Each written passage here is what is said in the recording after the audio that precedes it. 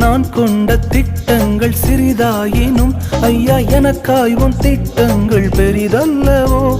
புழுதியில் இருந்து என்னை உயர்த்தினீரே, ராஜாக்களோடு அமர்த்தினீரே. புழுதியில் இருந்து என்னை உயர்த்தினீரே, ராஜாக்களோடு அமர்த்தினீரே. உந்தன் கிருபைகளை எண்ணி நான் பாடுவேன், உந்தன் மகிமைதனை தினம் நான் ருசிப்பேன். அல்லேலுயா அல்லேலுயா அல்லேலுயா அல்லேலுயா. உம்மை உயர்த்துவதே எங்கள் நோக்கமையா, உம்மை பாடுவதே எங்கள் மேன்மையா.